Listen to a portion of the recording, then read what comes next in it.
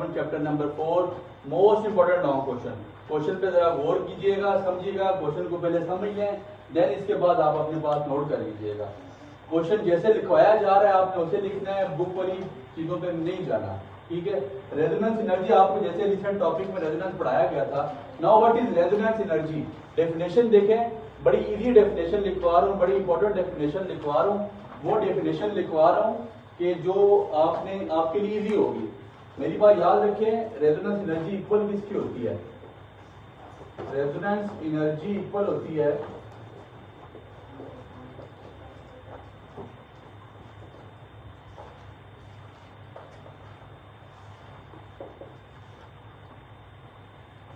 Resonance energy is equal to heat of hydrogenation calculated minus heat of hydrogenation observe, ठीक है। Formula लिखा है resonance energy का, resonance energy equal to heat of hydrogenation calculated minus heat of hydrogenation observe. यहां से ही definition बनती है। Definition क्या बनती है अपने पास लिख लें। डेफिनेशन बनती है the difference between heat of hydrogenation calculated and heat of hydrogenation observed। तो रेजोनेंस एनर्जी की डेफिनेशन बन गई the difference between heat of hydrogenation calculated and heat of hydrogenation observed. ये आपको नजर आ रहा है फार्मूले में, heat of hydrogenation calculated minus heat of hydrogenation observed. अब बेसिकली कैलकुलेटेड क्या चीज है? हीट ऑफ हाइड्रोजनेशन कैलकुलेटेड वो वैल्यू है जो आपने एट द टाइम ऑफ, मतलब आपने जब प्रैक्टिकल नहीं किया, आपने थ्योरेटिकल वैल्यू निकाली है, थ्योरी से जो आपने वैल्यू निकाली है किसकी? हीट ऑफ हाइड्रोजनेशन की, उसको हीट ऑफ हाइड्रोजनेशन कैलकुलेटेड कहेंगे। और जो आपने ऑब्जर्व की जब आपने प्रैक्टिकल किया, आफ्टर द प्रैक्टिकल आपने हीट ऑफ हाइड्रोजनेशन की जो वैल्यू निकाली है उसको हीट ऑफ हाइड्रोजनेशन ऑब्जर्व कहा जाता है। नाउ इस टॉपिक को आगे आपने कैसे लेके चलना है, बुक वाली चीजों में नहीं जाना, वैसे बड़ा इजी करके करा रहा हूं। मेरी बात याद रखें, मेरे पास है साइक्लोहेक्सीन। क्या है? साइक्लोहेक्सीन जिसमें एक डबल बॉन्ड है। साइक्लोहेक्सीन को मैंने मिलाया हाइड्रोजन के साथ in the presence of nickel as a catalyst, और हीट मेरे पास यहाँ पे कैटलिस्ट के तौर पे इस्तेमाल हो गया। मेरे पास बन गया साइक्लोहेक्सेन। क्या बन गया? साइक्लोहेक्सेन। डबल बॉन्ड मेरा सिंगल बॉन्ड में कन्वर्ट हो गया, साइक्लोहेक्सीन कन्वर्ट हो गया साइक्लोहेक्सेन में। अब हुआ ऐसा कि जो हीट ऑफ हाइड्रोजनेशन यहाँ पे कैलकुलेटेड थी वो मेरे पास कितनी आई? Minus 120 kilo joule per mole. Minus का साइन इसलिए लगाया जाता है, माइनस एनर्जी कभी नेगेटिव नहीं होती है, लेकिन माइनस का साइन लगाया जाता है कि एनर्जी रिलीज हुई है, एक्सोथर्मिक है। एक्सोथर्मिक के लिए आप यहाँ पे माइनस का साइन लगाते हैं, तो माइनस 120 किलो जूल पर मोल आपकी कैलकुलेटेड भी है और माइनस 120 किलो जूल पर मोल आपकी ऑब्जर्व्ड वैल्यू भी है। जब मैंने साइक्लोहेक्सीन को हाइड्रोजन के साथ मिलाया, निकल एज अ कैटलिस्ट इस्तेमाल किया, तो मैंने ये देखा तो जो मेरे पास हीट ऑफ हाइड्रोजनेशन कैलकुलेटेड है वो भी माइनस 120 किलो जूल पर मोल आई, और हीट ऑफ हाइड्रोजनेशन ऑब्जर्व भी मेरे पास कितनी आ गई? 120 किलो जूल पर मोल। जरा गौर कीजिएगा। फिर इसके बाद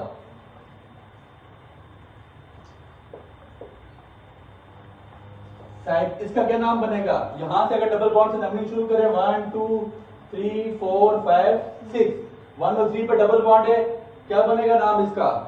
साइक्लोहेक्सा। 1 और 3 पे डबल बॉन्ड है, 1 3 लिख सकते हैं, नहीं लिखते तो डाइईन। साइक्लोहेक्सा, दो डबल बॉन्ड है, साइक्लोहेक्सा डाइईन। साइक्लोहेक्सा, ये इंशाल्लाह हम जब नॉमेनक्लेचर के लेक्चर्स को दोबारा आप लोगों को पढ़ाएंगे देन फिर उसमें आपको क्लियरिटी हो जाएगी।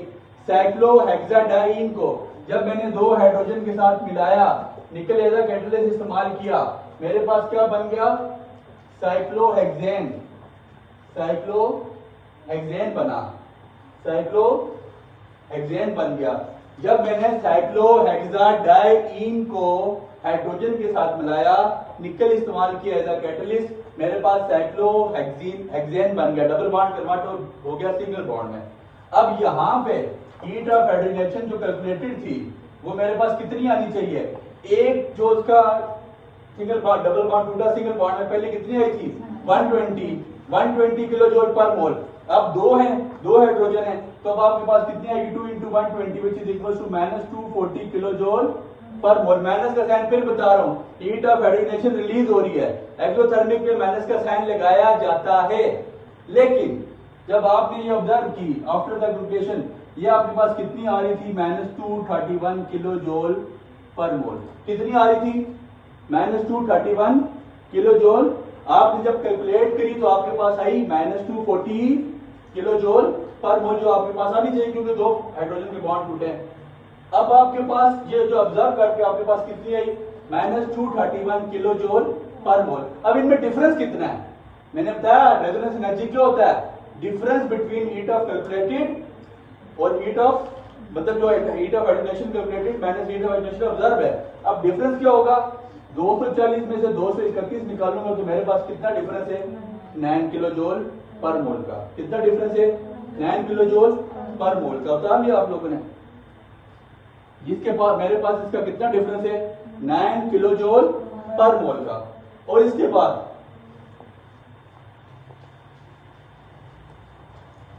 अब एक ऐसा स्ट्रक्चर मेरे पास मौजूद है जिसका नाम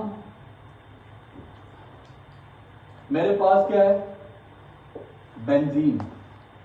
दैट्स द बेंजीन स्टेबल। अभी आपको पता लगा benzene, that's the benzene stable. अभी आपको पता लग जाएगा कि बेंजीन स्टेबल क्यों होता है। ये मेरे पास बेंजीन है क्योंकि यहाँ पे 3 डबल बॉन्ड है। आपका सवाल होना चाहिए था कि जिसको हम 1, 3, 5 हेक्सा ट्राइईन क्यों नहीं कह सकते, वो आगे चल के बताते हैं। ये बेंजीन है, बेंजीन मिला हाइड्रोजन से in the presence of nickel, heat हमने यहाँ पे कैटलिस्ट इस्तेमाल किया, मेरे पास क्या बन गया साइक्लोहेक्सेन। सिंगल बॉन्ड की डबल बॉन्ड किसमें कन्वर्ट हो गया सिंगल बॉन्ड में, ये क्या बन गया साइक्लोहेक्सेन। असूली तौर पे हीट ऑफ हाइड्रोजनेशन जो कैलकुलेटेड थी वो 3 हाइड्रोजन टूटे तो कितनी होनी चाहिए थी 3 मल्टीप्लाई बाय -120, तो वो आपके पास -360 किलो जूल पर मोल होनी चाहिए थी। लेकिन जब हीट ऑफ हाइड्रोजनेशन को ऑब्जर्व किया गया, हीट ऑफ हाइड्रोजनेशन को ऑब्जर्व किया गया तो ये आपके पास कितनी आ गई 208 किलो जूल पर मोल। कितनी आ गई 208 किलो जूल पर मोल। ये आपके पास 208 किलो जूल पर मोल आई। अब इसमें डिफरेंस कितना होगा 360 में से 208 निकालूंगा तो मेरे पास कितना आ जाएगा 152 किलो जूल पर मोल। 152 किलो जूल पर मोल। परसों वाले टॉपिक में आपको एक बात लिखवाई थी, उस चीज पे गौर करें, resonance energy is directly proportional to stability. जितनी रेजोनेंस एनर्जी ज्यादा होगी उतना स्ट्रक्चर आपका ज्यादा स्टेबल होगा। रेजोनेंस एनर्जी किसके डायरेक्टली प्रोपोर्शनल है स्टेबिलिटी के। तो मेरे पास जो मैंने सबसे पहले साइक्लोहेक्सीन लिखा उसकी मेरे पास कैलकुलेटेड और हाइड्रो जो ऑब्जर्व वैल्यू थी सेम थी, मतलब उनका डिफरेंस आपस में था 0। इसका मतलब है वो स्टेबल नहीं है। फिर मैंने डाइईन लिखा, फिर उसकी जो मेरे पास हीट ऑफ हाइड्रोजनेशन का आपस में जो डिफरेंस आया वो था 9 kilo joule per mole. That mean उसकी भी हीट ऑफ हाइड्रोजनेशन जो उसकी भी रेजोनेंस एनर्जी आई वो भी कम आई।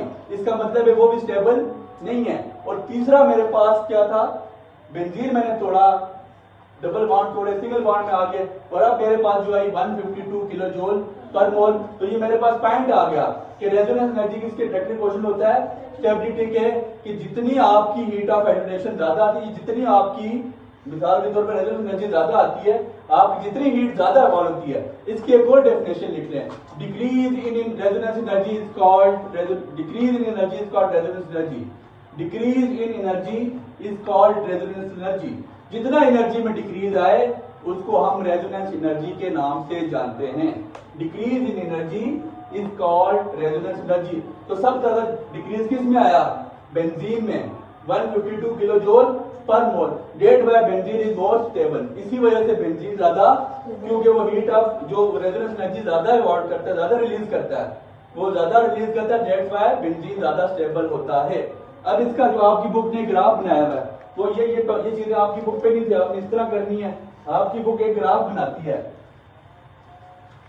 आपने एक्स एक्सिस पे किसको ड्रा करना है, ये ग्राफ बना लिया, यहाँ पे एक्स एक्सिस पे मैंने ग्राफ में ड्रा कर दिया इसको, साइक्लोहेक्सेन को, और वाई एक्सिस पे मैंने क्या रख ली, यहाँ पे एनर्जी। वाई एक्सिस पे क्या रख ली, एनर्जी। जरा मेरी बात पे गौर करें, मेरे पास जो सबसे पहले जब मैंने साइक्लोहेक्सीन बनाया था, साइक्लोहेक्सीन को मिलाया किसके साथ, एक बॉन्ड ऑफ एक हाइड्रोजन के साथ, एक हाइड्रोजन के साथ, उसने कितनी एनर्जी रिलीज की, उसकी जो हीट ऑब्जर्व थी या कैलकुलेटेड थी, दोनों 120 किलो जूल पर मोल थी। कितनी थी, 120 किलो जूल पर मोल। उसके बाद जब मैंने साइक्लो हेक्साडाइन लिखा और उसको मिलाया मैंने दो हाइड्रोजन के साथ, उसने कितनी एनर्जी रिलीज की, -231 किलो जूल पर मोल।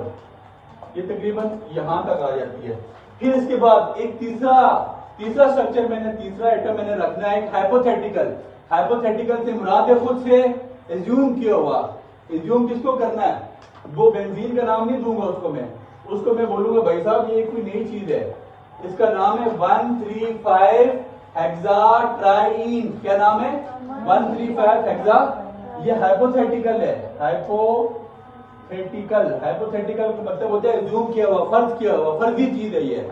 और इसकी एनर्जी कितनी होनी चाहिए थी फिर, -360 किलो जूल पर मोल। कितनी होनी चाहिए थी, -360 किलो जूल पर मोल। लेकिन जो मेरे पास बेंजीन था, बेंजीन की जो मेरे पास एनर्जी थी वो कितनी थी, -152 किलो जूल पर मोल। कितनी थी, 152 किलो जूल पर मोल। मतलब ये जो मेरे पास, जरा चेंज करें इसको, आपके पास जो 120 और 231 के दरमियान में कहीं पे आएगा ना, 152 कहां पे आएगा, 120 और 231 के दरमियान में, तो ये यहां का भी स्ट्रक्चर बनेगा उसका बेंजीन का। ये आपके पास जो बेंजीन की आ जाएगी वो इन दोनों के दरमियान में आएगी, और आप उसको लिख सकते हैं इतनी आपके पास -152 किलो जूल पर मोल। ठीक है, और जो हाइपोथेटिकल है वो एनर्जी आपके पास यहां तक है। अब जरा सुनिए कि ये पॉइंट गेट कर लें, आखिरी पॉइंट है, ये हाइपोथेटिकल एनर्जी पूरी 360 ये यहां तक है, बेंजीन की 152 ये यहां तक है। इनके दरमियान में जो डिफरेंस है, इनके दरमियान में जो फर्क है, इनके दरमियान में जो फासला है, that is called resonance energy. इनके दरमियान में जो फासला है उसको हम रेजोनेंस एनर्जी के नाम से जानते हैं। आपकी बुक ने ये वैल्यूज किलो कैलोरीज में लिखी हुई है, किलो कैलोरीज। अगर आपने इसको किलो कैलोरीज में कन्वर्ट करना है, डिवाइड बाय 4.81 कर दें, आपकी ये वैल्यूज किलो कैलोरीज में कन्वर्ट हो जाएंगी। उम्मीद है आज का लेक्चर आपको समझ आया होगा, अपनी दुआ में याद रखें। Enjoyed the lecture? Give it a like. Stay updated. Like, subscribe, and comment.